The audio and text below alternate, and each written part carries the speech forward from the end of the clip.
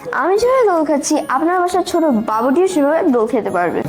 এছাড়াও এটি আমি আরো 6ভাবে ব্যবহার করতে পারি। আসসালামু আলাইকুম, আমি শেহজাদ আব্দুল্লাহ।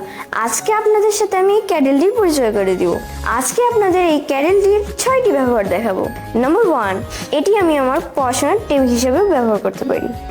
নাম্বার 2, এটি আমি আমার ফিজিক্যাল এক্সারসাইজের জন্য ব্যবহার করতে পারি।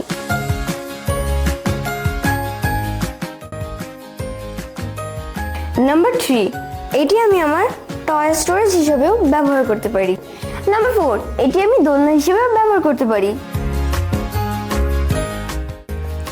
নাম্বার 5, এটি আমি আমার ফুটবলের গোল পোস্ট হিসেবে ব্যবহার করতে পারি।